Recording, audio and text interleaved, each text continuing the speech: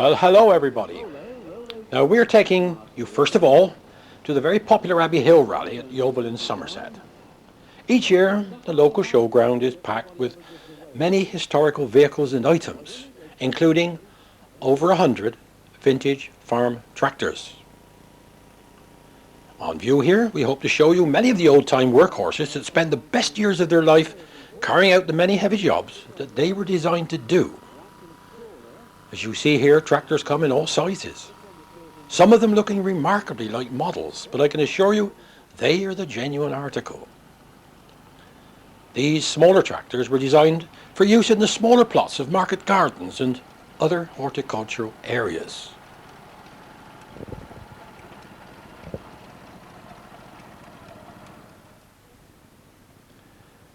This little gem here is a Trojan tractor. The young lad driving comes from a very enthusiastic family of tractor owners.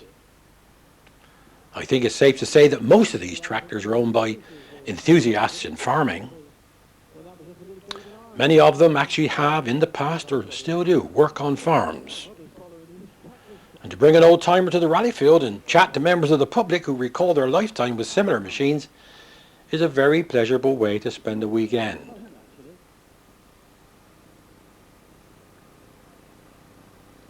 It certainly is great when the wife and family is interested as well.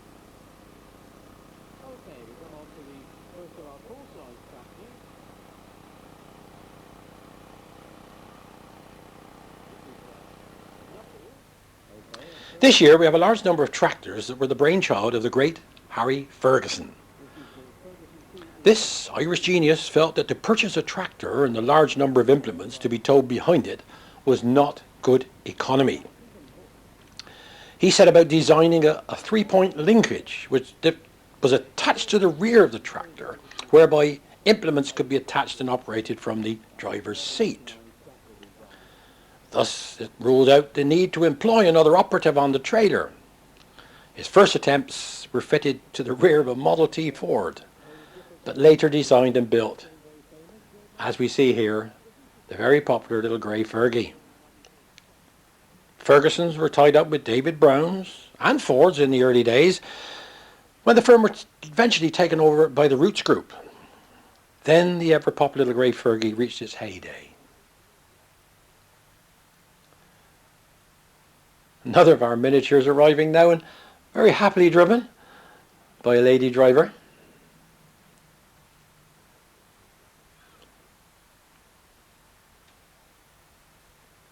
It's amazing the power and the workload that these little miniatures could cope with.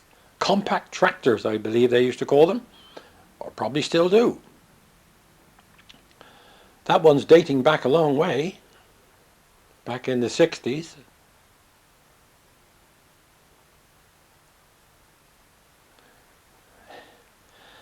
Here we have the old Model A Ferguson, one of the very early ones, the Ferguson Brown, when they were owned and part-owned rather by David Brown. A very rare machine is this, and we're very pleased to see one at Abbey Hill this weekend. Fitted with a side valve engine, this one.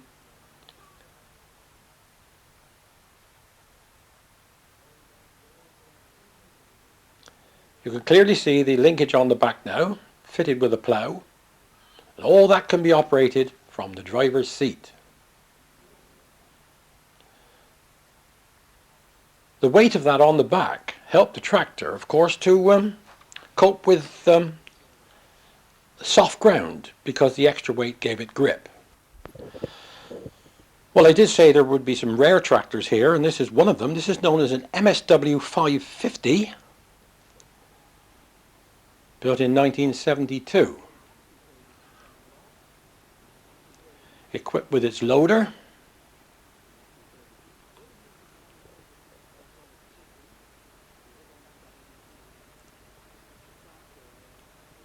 among the 100-odd tractors here, believe me, there's a vast array of interesting and unusual machinery. A Massey Ferguson here, the latter part of the Ferguson era, when they were tied in with the famous Massey Harris Group, And of course, on this occasion, built a much bigger tractor than the little grey Fergie. This is the Model 65. Harry Ferguson didn't want to build big tractors. He felt that to build a small tractor and prove that they could do the job, well, that was his ambition anyway. His staff disagreed with him to some effect.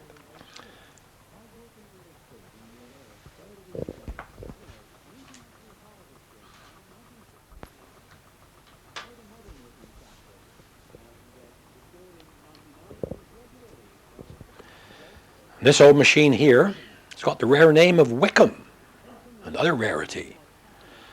Built in 1960, was used for towing barges. Many and varied were the uses of tractors. I know not where the actual location of the barges and the canal were, but he did a long day's work, no doubt, with headlights fitted on the front. And it could have been quite busy, as he also has a horn for giving warning to pedestrians. So it would be a little bit more interesting if we could catch our driver sometime and learn a little bit about it. And these people are always ready to talk to you about their machines. So it isn't just a case of watching the ring parade. You can go back to the section where they stand, and if you find the owner, he'll be only too pleased to talk to you. Number 27 here is another Ferguson. This is the FE35. They built a slightly bigger engine, as I said, contrary to the wishes of Harry, but they painted it gold. This is the gold engine Fergie.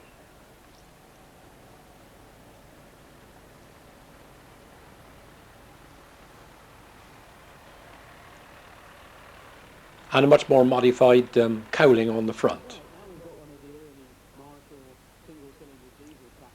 So very, very popular were these grey Fergies. So easy to drive and economic to run.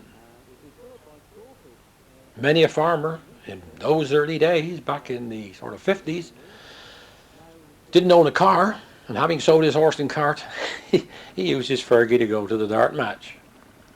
Here we have the light loader. Push that into a bale of hay and pick it up. Or you could even attach the manure bucket on the front and do your bit of dung spreading or hauling, whatever. Just another more attachment to the Ferguson tractor.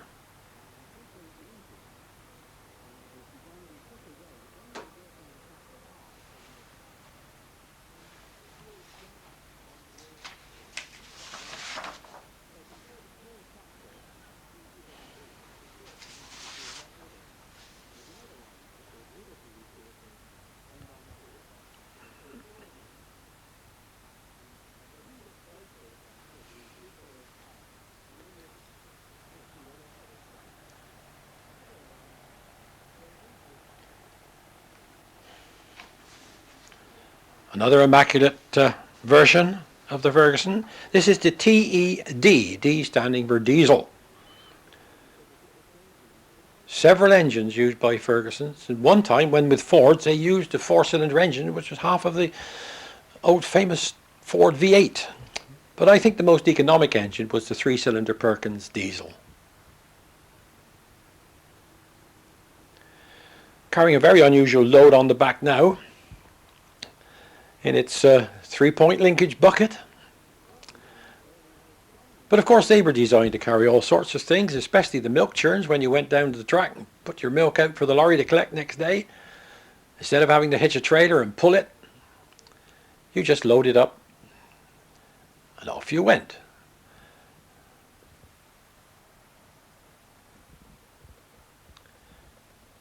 Over to the red and grey now. This is the Massey Ferguson era. And I'm not being sexist when I say that because of their light handling, they were very popular with the farmers' wives and staff, who lady drivers, and quite a gentle little vehicle to control.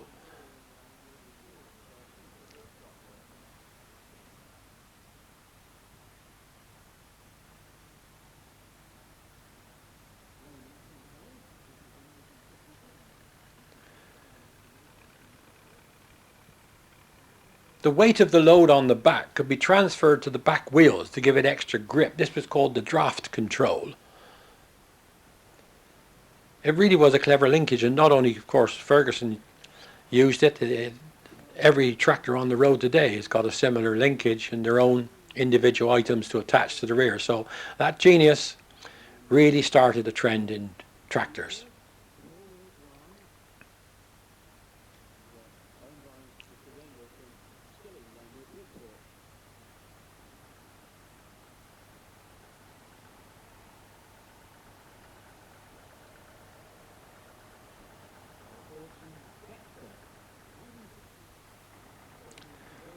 Nice close-up of the linkage there with nothing attached. The raising and lowering can be governed by the use of the lever down there on your right hand. We're back to the old Brown Ferguson Model A now. Aroused a lot of interest here at the Abbey Hill Rally. We don't see them very often.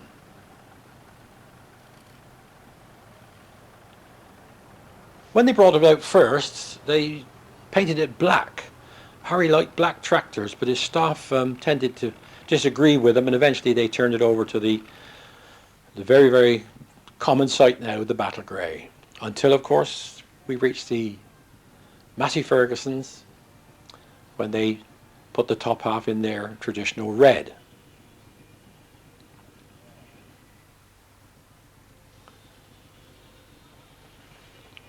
That famous name, we see it everywhere.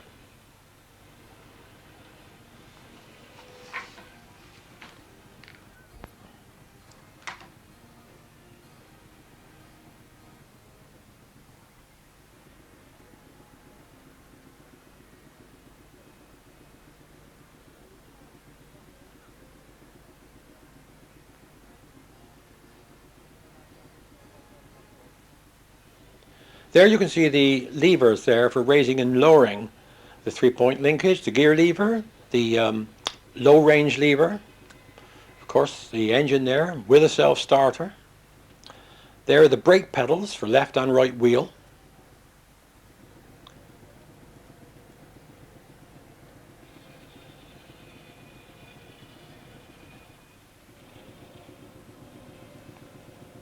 Close up there of the diesel motor. And that little lever with the circle behind it, that is the power takeoff, whereby you can drive other machinery. There it is, the power takeoff lever. Built on the old traditional tractor lines of those days, where you just sat astride the thing rather than sitting in it, as you do with the modern luxurious machines we see on the farm today. And the old Model A there has got a starting handle in the front.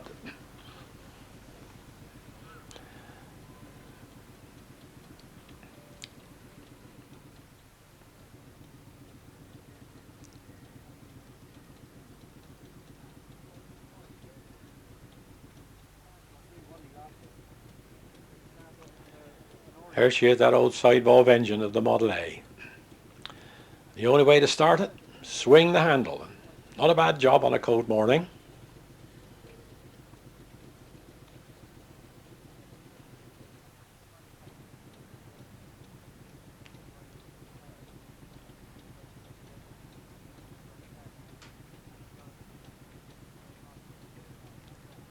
The gentleman leaning on it now is a local fellow around here known as the West Country Magpie. Such is his collection of agriculture implements. He sent a very interesting program on the television some years back. You'll always find him around the agricultural side of a steam rally. Now you can see how it all works. Or can you? There's the gold engine, the slightly bigger engine, and a very proud owner who's been to many, many rallies, judging by the number of plaques on his board.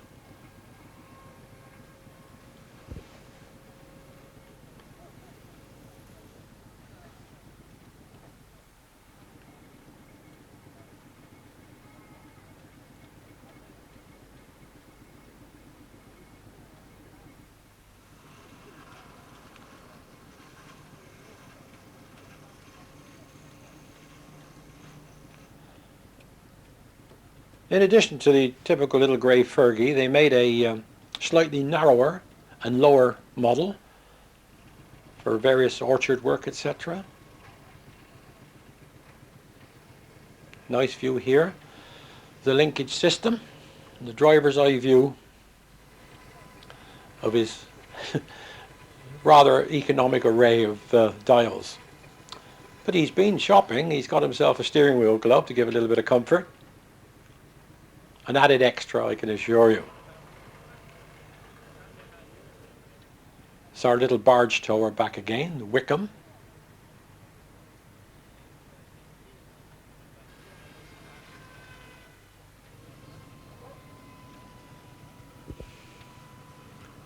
One of our small crawler tractors.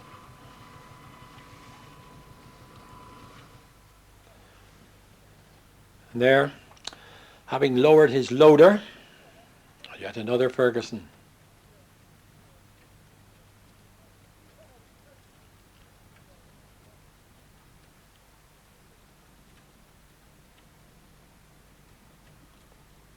Yes, quite capable of lifting heavy bales or whatever you fitted onto the front and cut out a lot of the hard work on the farm.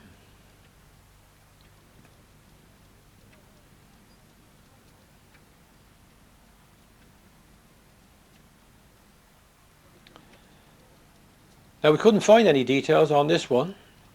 It's something used in the horticultural line, judging by the bin on the back there. But what an interesting bit of machinery that is.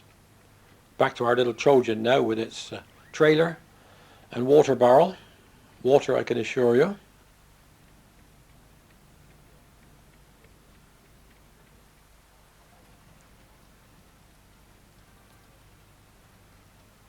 What a lovely way to bring a young enthusiast on. Buy him a little tractor, and one day, no doubt, he'll be coming along with something bigger. You almost imagine a conversation going on there, can't you? Wonder what we'll do when we grow up.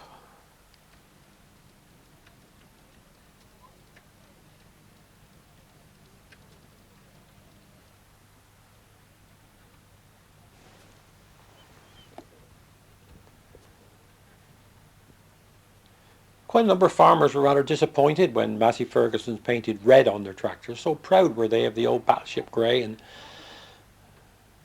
that little name, Grey Fergie, became worldwide.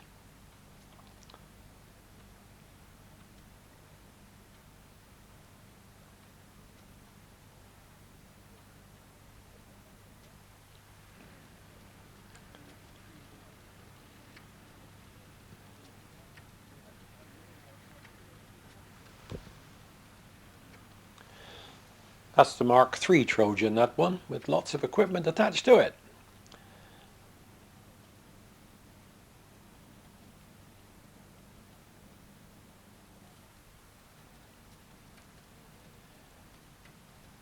No, the lineup is not just another load of old tractors. There's an individual interest to be found in every one in the lineup here or in any other show.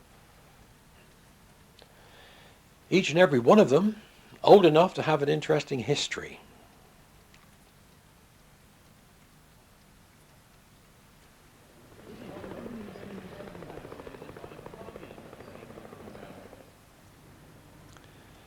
We're going over to Ford now. The Ferguson Major. Two Ferguson Majors. The number 82, the latter one, that's just the post-war Major. That they would redesign the old standard Ferguson and call it the Tall Major or the Tall Mary. Another of our Ferguson Majors here. Ferguson, of course, were the main tractor producer for Great Britain before the war. It was only during the war, when we had a lot of lease-lend tractors come over, that farmers realised there were other makes about. But Ferguson have always produced a very good, reliable tractor.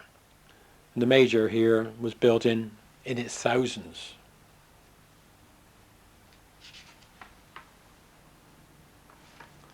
That's the diesel version.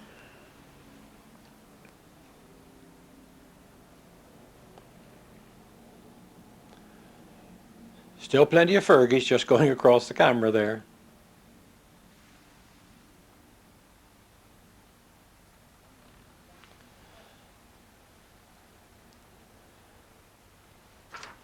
Interesting one going over there, the Case Dex, the orange one, followed by yet another Fordson Major.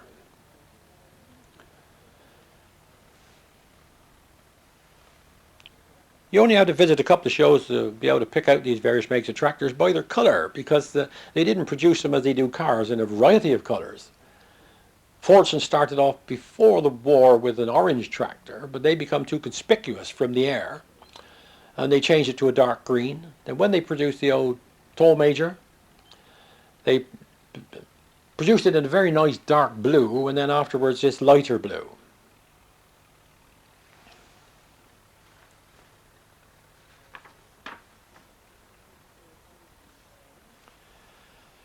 Another Fordson Major, but different again, because this one's been fitted with an Atlas compressor.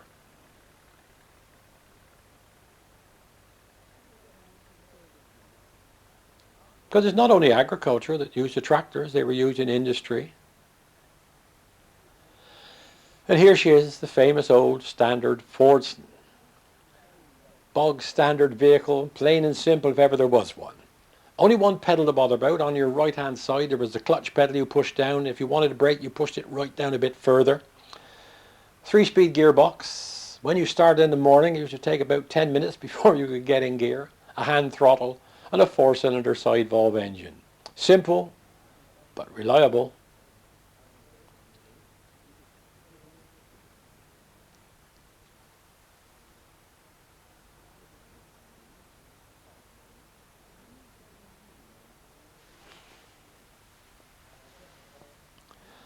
Now then, the name BMC, this is the Nuffield tractor. Nuffield, that was the Morris car factory, because of Lord Nuffield owning it. They opened up a tractor factory just after World War II to put some work into the factory that had been producing World War II military vehicles. And a very successful tractor it was too.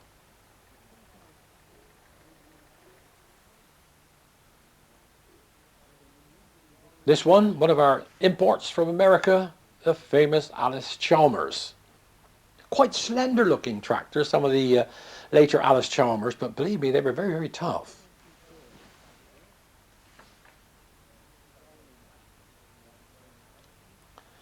That's the Alice Chalmers WC. It's very unusual. It's got a wider wheelbase than normal.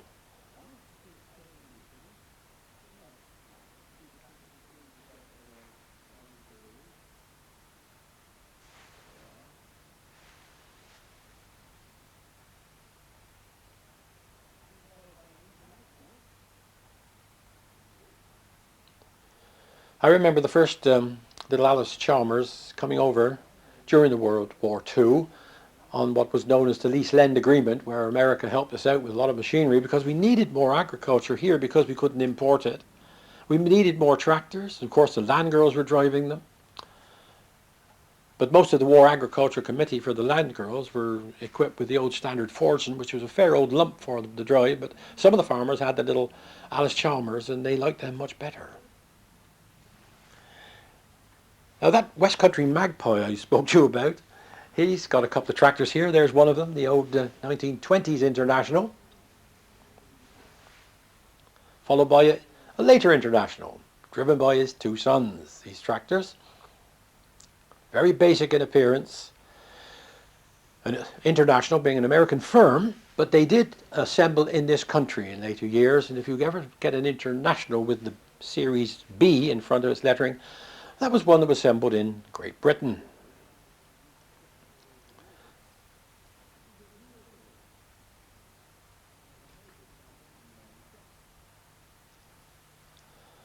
Have a look at the grass cutting machine. A lot of these were built, of course, for horse-drawn and then converted later to be pulled on behind the tractor. Very pleasant sound when you lived in a village to hear the old hay cutting going on. You knew you could go to the haymaking field and enjoy yourself then, doing a little job around raking around the side, and get a free glass of cider at the end of it. There are enough fields.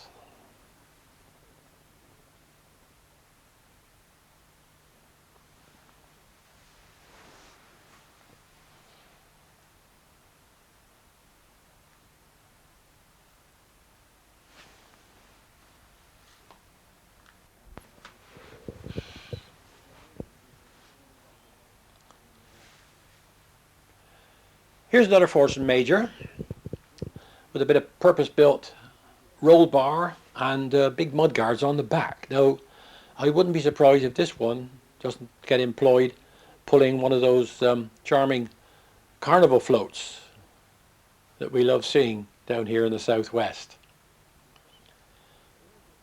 Another of our very famous standard fortunes coming.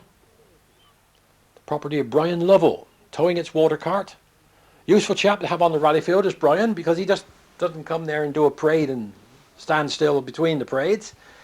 He gets the old water cart out and goes around feeding water to the thirsty steam engines that are on the field. Not only in this country, but very much travelled in Holland, Belgium and Germany. Brian Lovell and his famous tractor, Henry. That's a wartime version. You can tell by the mudguards. After about 1942, they put those narrow mudguards on to save metal. Before the war, they had a full width metal mudguard around that big pair of back wheels.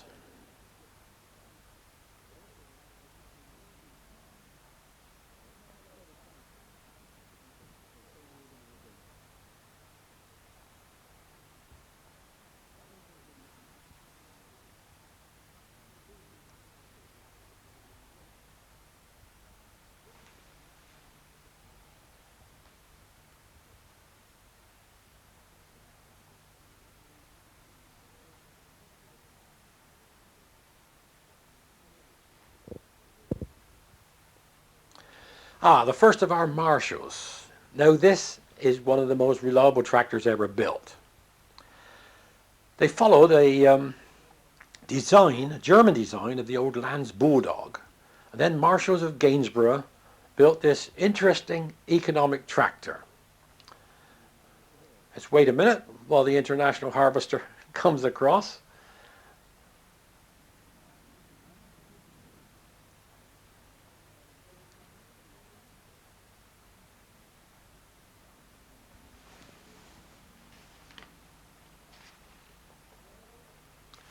That was the Model B250, and once again another Ferguson.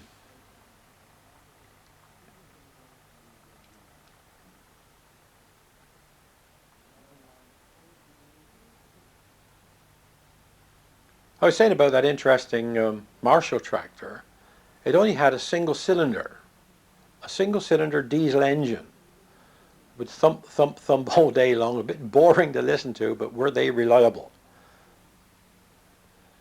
This is the later one here. I think that's the Series 3.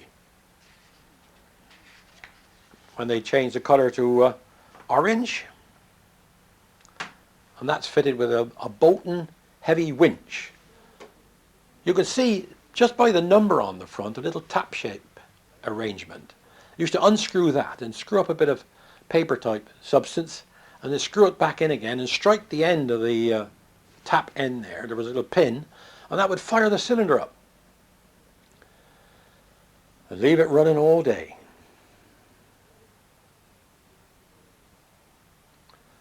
Another Alice Chalmers, this time a track laying one, crawler. I think that's got the Model U engine in. And of course the Model U Alice Chalmers was once the holder of the world speed record. But not with tracks on it, wasn't.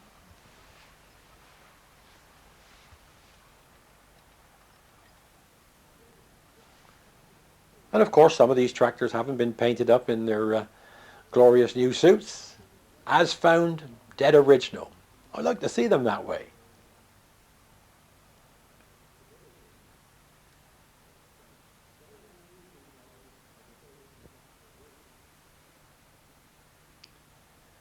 Couple of tractor spotters there.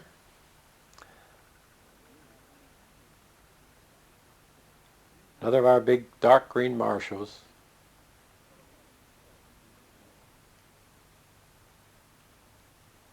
Followed behind by one fitted with tracks, and these went under the name of Fowler because Fowler's took over the firm of Marshalls. This is the Fowler crawler.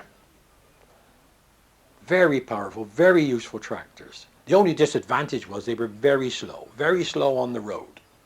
That I can assure you. That one doesn't come very far, but the owner up there, our old friend, he shaved before he left home this morning.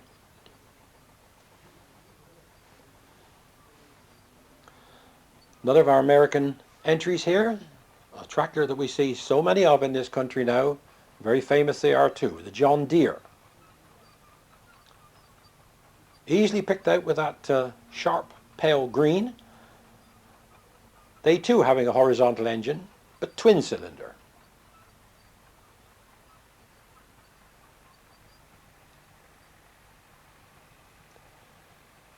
And yet another Forged Major, this time very rare, painted red.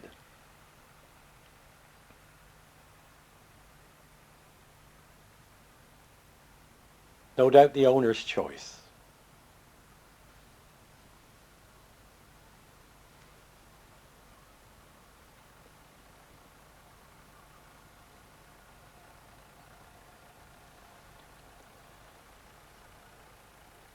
This time in the factory blue, another Fordson.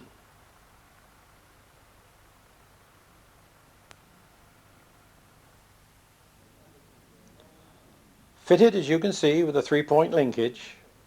Fordson got the idea from Harry Ferguson.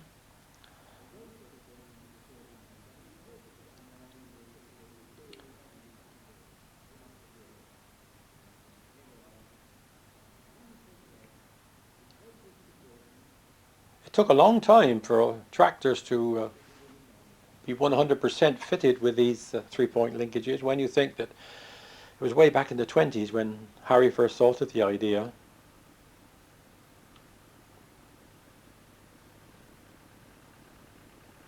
But judging by the number of tractors we see it shows now, especially the Fergusons, it certainly is a credit to him.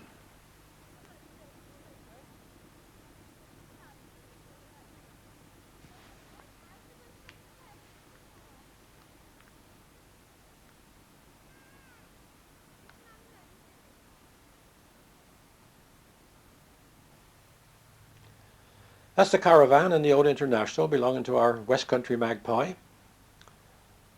He always brings along a good display, but at home I can assure you he's got masses and masses of agricultural items. Very interesting person. And here's a very interesting little setup here that was actually a prize winner at the show for a static display. We've got the Ferguson tractor, of course, with the Roadworks, an old Barford roller in the back there. They had everything here, the old coal brazier, the workman's hut. Yes, we know you're a Ferguson. Another of its many uses.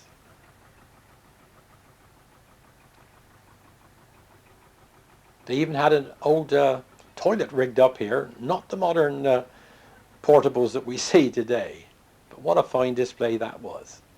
A touch of humor.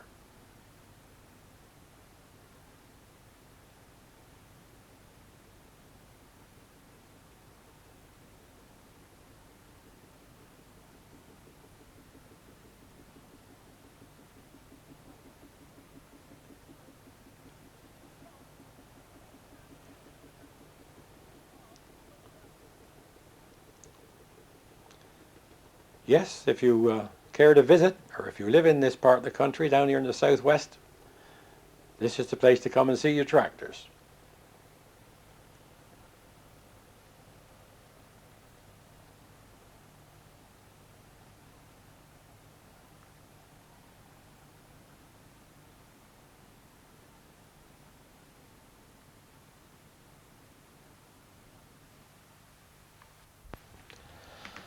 Right, we are going over to another location now, where we can enjoy the company of the type of prime movers used long before the tractor was even dreamed of.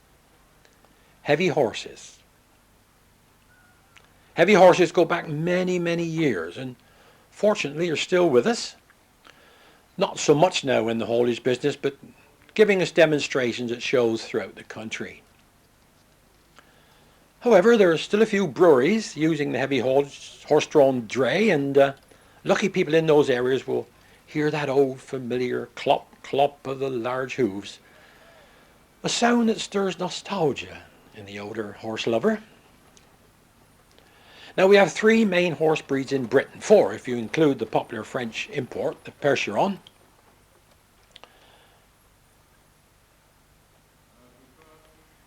There's the Shire, which is probably the most common and is the tallest horse in the world, averaging 17 hands high. The Shire's origins go back to the Old English black horse, which in turn came from the great horses that were given the hard task of carrying the knights of old in shining armour. When its daily use turned to a more friendly occupation, that of agriculture, it was bred to become even bigger. Another of our heavies is a Suffolk Punch. That's the native of East Anglia. That horse too derived from the great horses and later combined with the local trotters, the Norfolk Cobs. Easy to pick out with being chestnut in colour and without the usual feathers round its heels. Now the Scottish survivor of the heavy horse breeds is a lovely Clydesdale.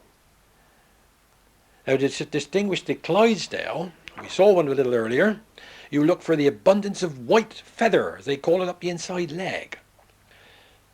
These horses stem from the Flemish stock and were bred to cope with the heavy haulage work in the Lanarkshire coal mines. And also in the use of general timber haulage. Of course, the Percheron is one of the most famous of horse breeds.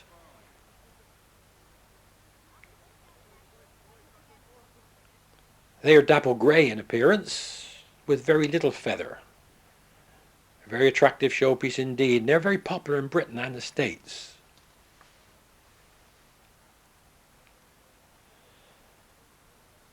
Ah, these fine animals always draw a good crowd.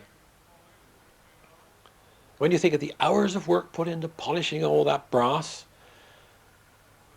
the old horse carries it round with the greatest of ease, whereas if you tried to put that lot on your back, I'm afraid you'd be just about immobile.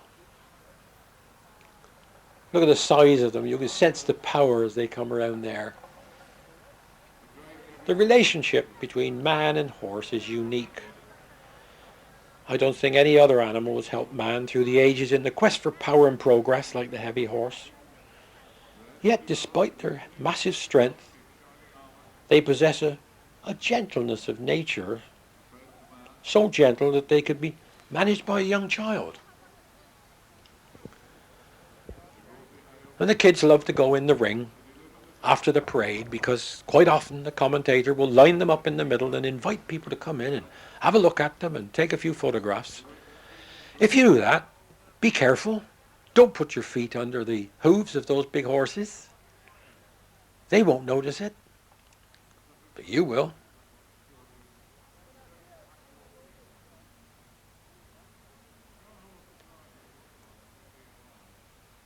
Just look at the size of that. That's all muscle. And to train them, once you've got one horse trained, quite often they will train another horse alongside it, and the younger horse will follow the movements and the pattern of the old horse, and they learn their trade together. So faithful, so reliable.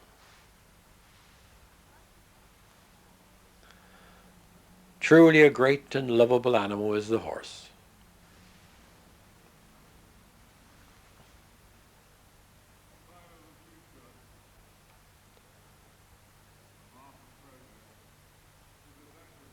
Two of our heavies here making very light work of that bit of machinery.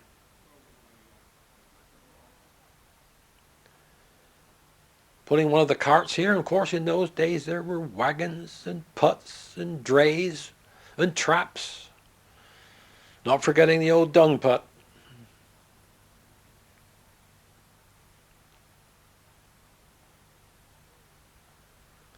And still used, as I said today, by people here like Weston Cider and several of the breweries. Wonderful showpieces, wonderful adverts for their wares. What a lovely sight.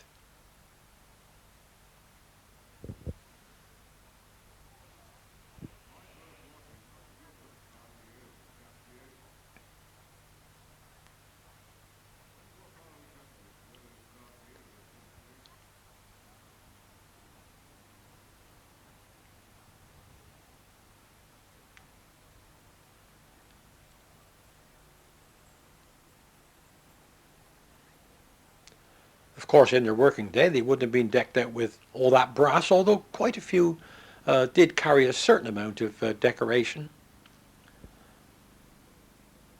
But these showpieces, I'm sure they enjoy coming to a show like this and showing off to the crowd. Very well behaved, beautiful creatures.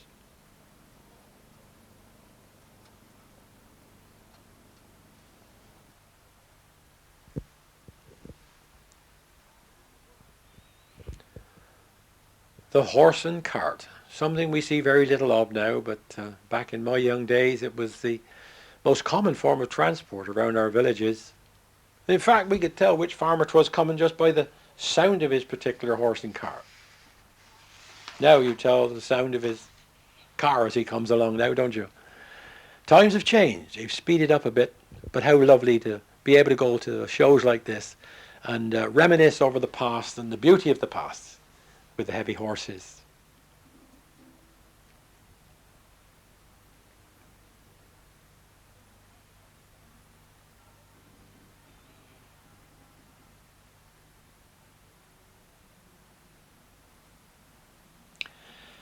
Well, we're talking about agricultural equipment. This is something different.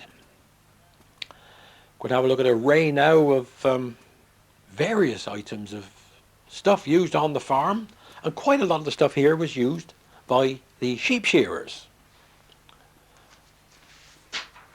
You would think you're going for a haircut when you looked at that array there, and when you work with these sheep shearing people, you've got to get used to all sorts of fancy names like clippers and daggers and wide combs and grinders and hand shears, etc. And it's all driven by the little stationary engine.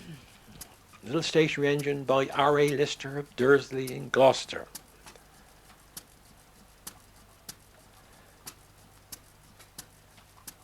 Will it start? Of course it will.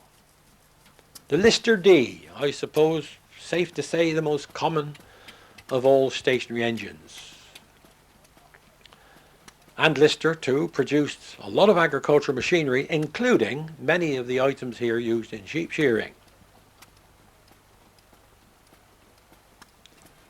It's not the sort of thing we see every day, is it, sheep shearing? One has to go to shows like this now to see it going on, because wool isn't the common commodity now that it was, what with so many man-made fibres, and now sheep shearing is, I think, more a novelty than a necessity. You go to some of the big shows and see some of those lads over from Australia, it really is worthwhile to see the speed in which they can deprive the poor sheep of its jacket.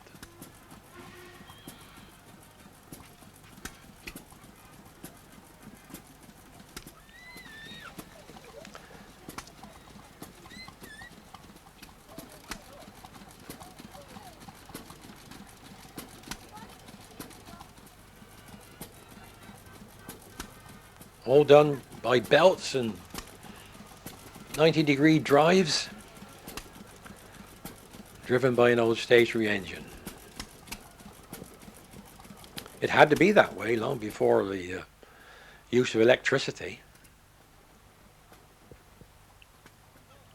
There it is, the finished article.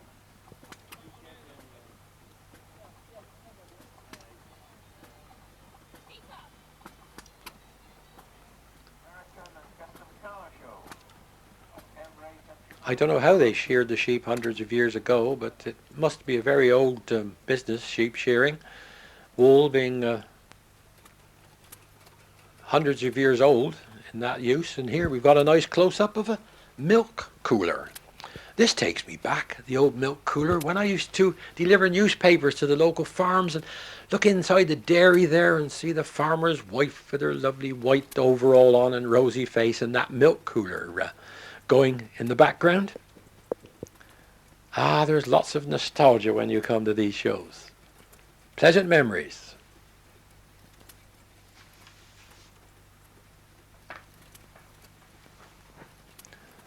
Our milk was delivered in those days by a lady who come round the door with her churn, and she used to measure it out with the measures. No milk bottles on our doorstep.